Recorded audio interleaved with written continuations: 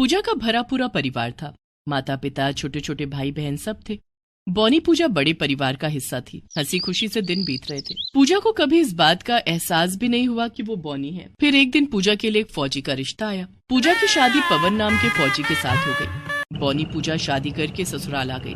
ससुराल आकर उसे पता चला कि न सिर्फ उसका पति बल्कि उसके सास और ससुर भी फौजी हैं। ससुराल में पूजा की फौजी सास चंद्रकला ने उसका स्वागत किया, लेकिन रिश्तेदार कहाँ मानने वाले थे। उन्होंने पूजा की कम हाइट को लेकर उसका मजाक बनाना शुरू कर दिया। अरे चंद्रकला, अपने पवन के लिए बॉनी बहू मिली थी तुझे। पवन को देख कितना लंबा चौड़ा है। पवन और पूजा की जोड़ी भी कोई जोड़ी है? दीदी, पूजा खानदानी लड़की है, बड़े संस्कारों वाली है। हाइट का क्या है, हाइट कम भी होगी तो चलेगा, लेकिन बहू में संस्कार कम नहीं होने चाहिए। ऐसे संस्कार किस काम के? पवन के आगे तो ये बच्ची सी लग रही है। बाप बेटी की जोड़ी है। चंद्रकला ने किसी की बातों पर ध्यान नहीं दिया, लेकिन पूजा सब कुछ सुन रही थी। अपने कमरे में बैठी पूजा घूंघट की आड़ में अपने आंसू छिपाने की कोशिश कर रही थी। तभी वहां पवन आ गया और उसने पूजा को रोते हुए देख लिया। पवन सब कुछ समझ चुका था। देखो पूजा, रिश्तेदार तो 1-2 दिन में चले जाएंगे, तुम्हें हमारे साथ रहना है। हमें तुम्हारी कम हाइट से कोई प्रॉब्लम नहीं है, इसलिए ये आंसू यूं ही जाया मत करो। चलो हंसो, तुम मुस्कुराती हुई बहुत सुंदर लगती हो।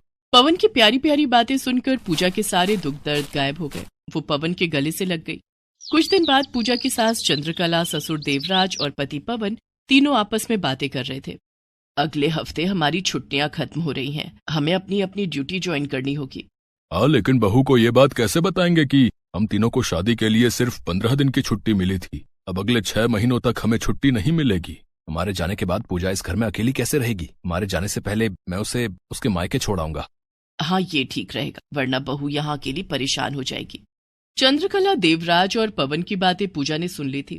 पूजा ये सोचकर रोने लगी कि उसका पति और उसके सास ससुर अगले हफ्ते यहाँ से चले जाएंगे और फिर वो 6 महीने बाद वापस आएंगे। पूजा मन ही मन सोचने लगी, मैं पवन के बिना कैसे रहूंगी? जब ऐसी बात थी तो शादी क्यों की? लेकिन मैं इन्हें ड्यूटी पर जाने से तो नहीं रोक सकती। मैं इनके फर्ज के रास्ते में नहीं आ सकती। मुझे खुद को संभालना होगा और अपने परिवार को यकीन दिलाना होगा कि मैं यहाँ अपना ख्याल रखूं। वो मेरी तरफ से बेफिक्र होकर अपना फर्ज पूरा करें।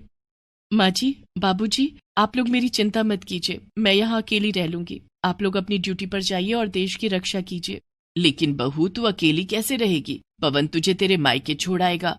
नहीं माँ जी, आप सबके पीछे से घर का ध्यान रखने वाला भी तो कोई होना चाहिए। यूं घर को अकेला नहीं छोड़ सकते। अब मैं आ गई हूँ तो घर का ध्यान रखूंगी। ठीक है बहू, अगर तुझे कोई दिक्कत नहीं है तो फिर तू यहीं रहना। पूजा अपने सास ससुर और पति का बहुत ख्याल रखती है। उसने पूरा घर संभाल लिया था। देखते ही देखते दिन बीत जाते हैं और पवन, चंद्रकला और देवराज के जाने का वक्त आ जाता है। पूजा उन तीनों की वर्दी साफ करके, सुखाकर, प्रेस करके तैयार कर उन्हें देती है। तीनों अपनी वर्दी पहनकर तैयार हो जाते हैं और घर से निकलने ही वाले थे कि आप लोग रुकिए। क्या हुआ पूजा? हम लोग लेट हो जाएंगे। पूजा भागकर आरती का सामान लाती है और उन तीनों की आरती उतारती है। भगवान आप तीनों को हर जंग में विजयी बनाए और आपकी रक्षा करे। भगवान तेरी भी रक्षा करे बहू, अपना ध्यान रखना। अच्छा, अब हम चलते हैं। पवन, चंद्रकला और देवराज तीनों चले गए। पूजा ने हाथ हिलाकर उन्हें विदा किया। तीनों के जाने के बाद पूजा घर में बिल्कुल अकेली हो गई। बॉनी होने के कारण उसे घर के काम करने में कई दिक्कतें आने लगी, लेकिन पूजा हर परेशानी का कोई न कोई हल निकाल लेती। इसी तरह धीरे धीरे दिन बीत रहे थे। पवन, चंद्रकला और देवराज की ड्यूटी बॉर्डर पर लग गई थी, जहां मोबाइल में नेटवर्क नहीं आता था, जिस कारण वो तीनों पूजा को फोन भी नहीं कर पाते थे। पूजा कई दिनों तक उनके फोन का इंतजार करती। कई बार फोन न आने के कारण उसका दिल घबरा जाता, लेकिन फिर फोन आने के बाद सब कुछ ठीक हो जाता। एक बार की बात है, कई दिनों से पवन, चंद्रकला और देवराज का फोन नहीं आया। पूजा का दिल बहुत घबरा रहा था। मन बहलाने के लिए उसने टीवी खोला। टीवी पर उसने समाचार में देखा कि बॉर्डर पर दुश्मन देश के साथ हमारी फौज जंग लड़ रही है, जिसमें कई फौजी मारे गए हैं। ये खबर सुनकर मानो पूजा के पैरों तले जमीन खिसक गई।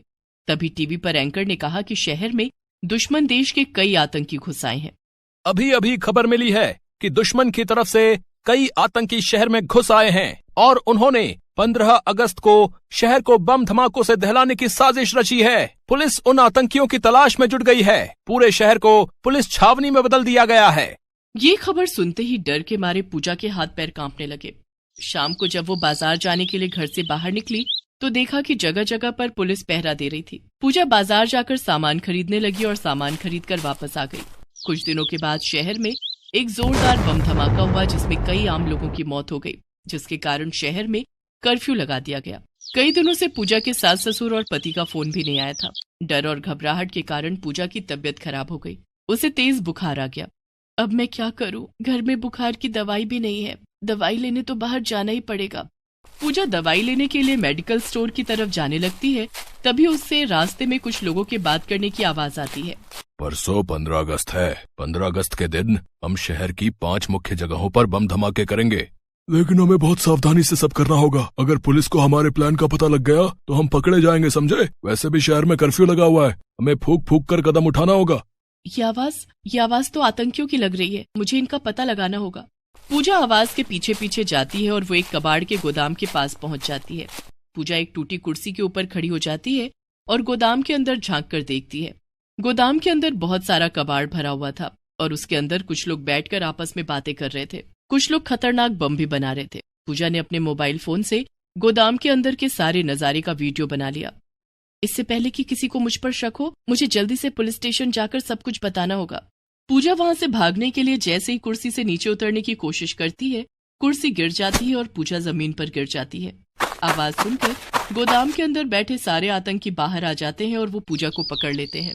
वो पूजा के हाथ पैर बांधकर उसे बंधक बना लेते हैं और उसी गोदाम में बंद करके वहां से भाग जाते हैं। आतंकी पूजा के सामने ही बात कर रहे थे कि उनका अगला ठिकाना कहाँ होगा। पूजा चिल्लाने की बहुत कोशिश करती है, लेकिन उसके मुंह पर पट्टी बंधी हुई थी, जिसके कारण वो चिल्ला नहीं पाती है। तभी उसका ध्यान गोदाम में बनी एक बड़ी सी सुराख पर जाता है, जो शायद एग्जॉस्ट फैन लगाने के लिए बनाया गया था, लेकिन वहां एग्जॉस्ट फैन नहीं लगा था।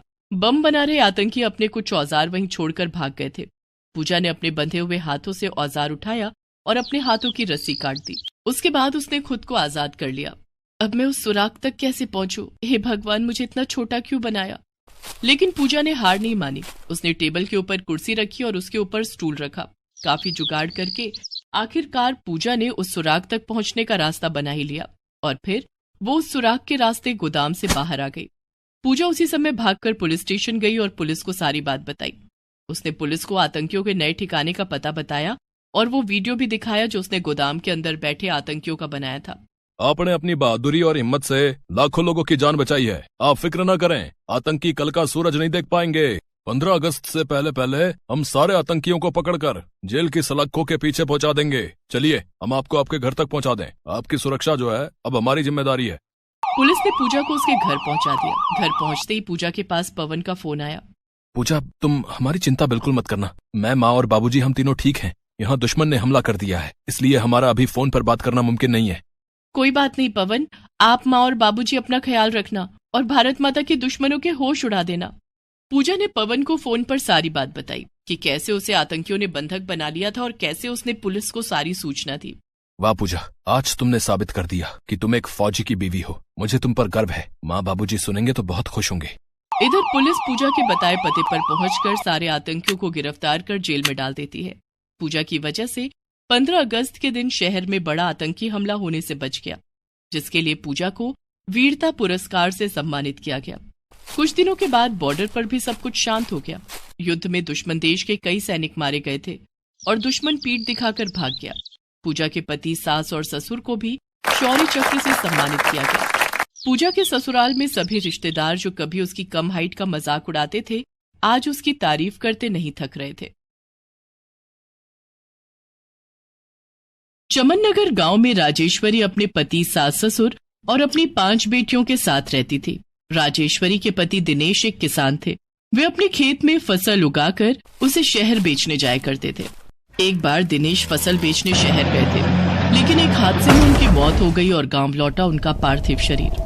दिनेश के मरने के बाद राजेश्वरी के सास ससुर ने उसे उसकी 5 बेटियों समेत घर से बाहर निकाल दिया।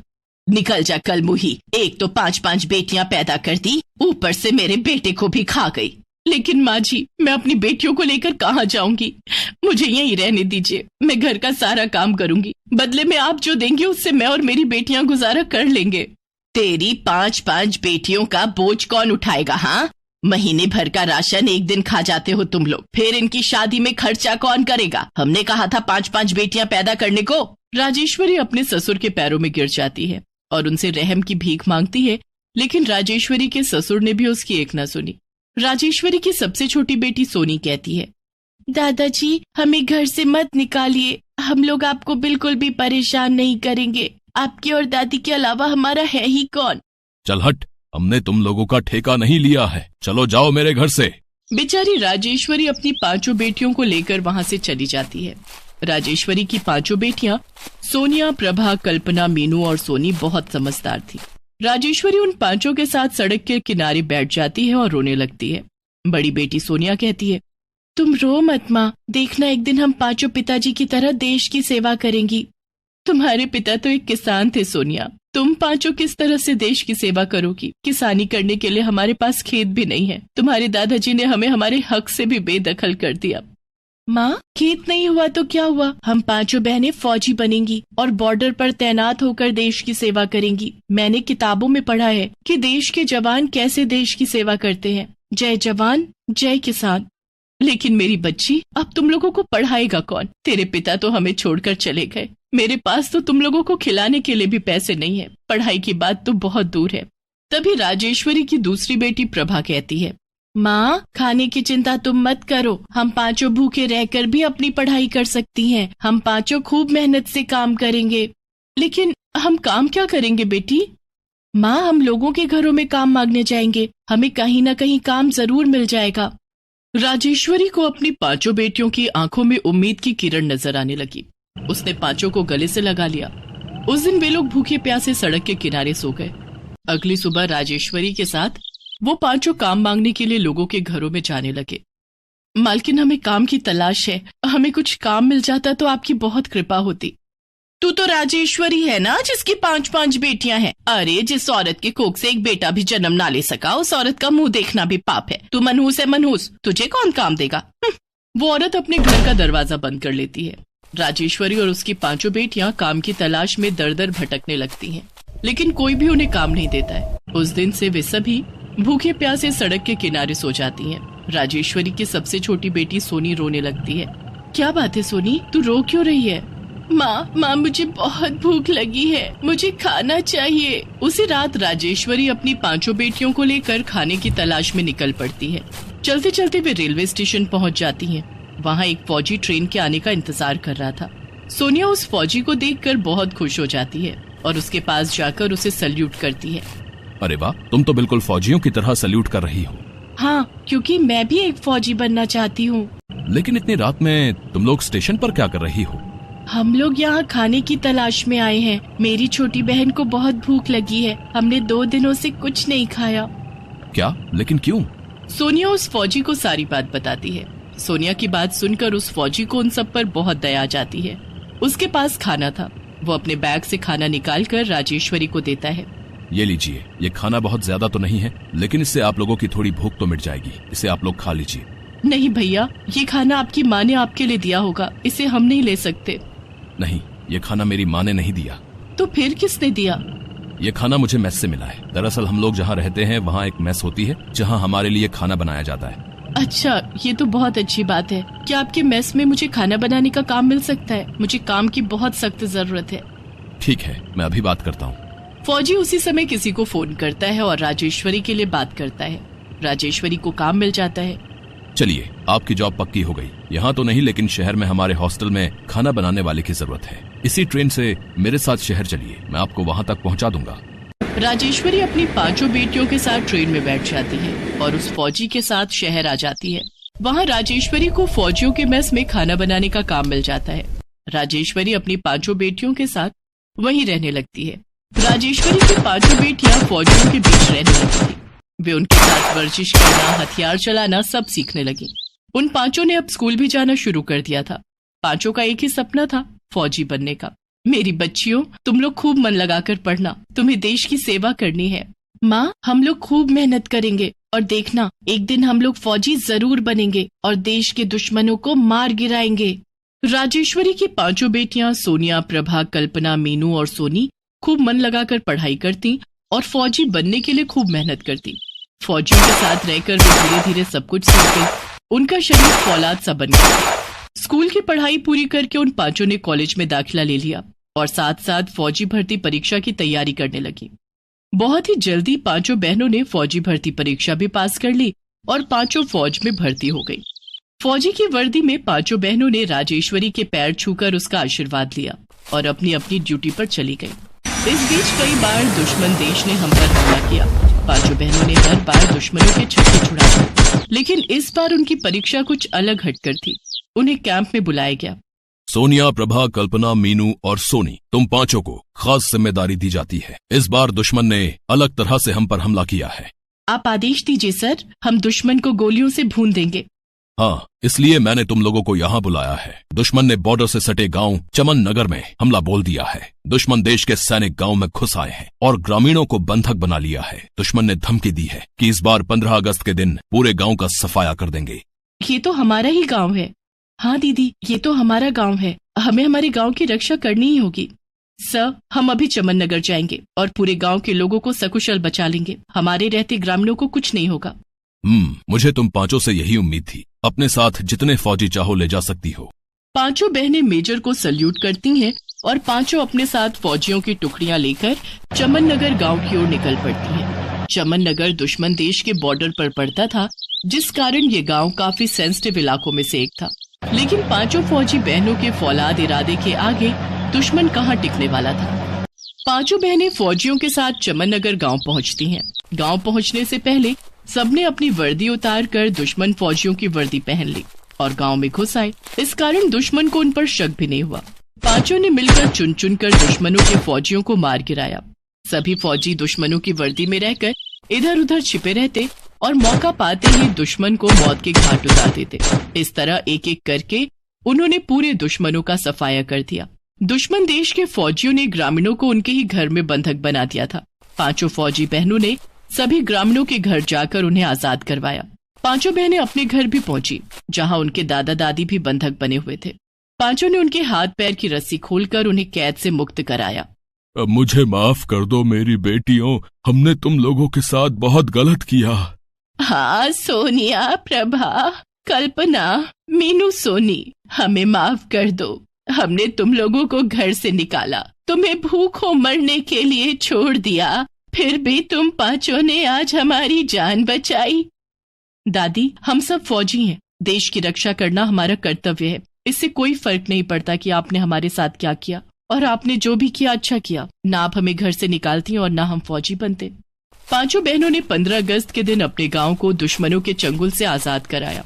गांव के लोगों ने भी उनसे हाथ जोड़कर माफी मांगी। पांचों बहनों ने गांव के चौराहे पर तिरंगा फहराकर आजादी का जश्न मनाया और आजादी के गीत गाए। पांचों बहनों को राष्ट्रपति की तरफ से वीरता पुरस्कार दिया गया। पांचों बहनों ने अपना अपना वीरता पुरस्कार राजेश्वरी को अर्पित कर दिया।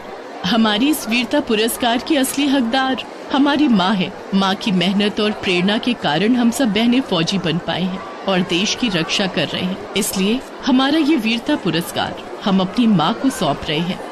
राजेश्वरी ने मंच पर आकर अपनी पांचों बेटियों का वीरता पुरस्कार अपने हाथों में लिया। चमन नगर गांव के सारे लोग ये सब कुछ अपने अपनी टीवी पर देख रहे थे। सभी ग्रामीण और राजेश्वरी के सास ससुर राजेश्वरी की पांचों बेटियों पर गर्व महसूस कर रहे थे। सभी ग्रामीणों ने चमन नगर गांव का नाम बदलकर फौजी बेटियों का गांव रख दिया।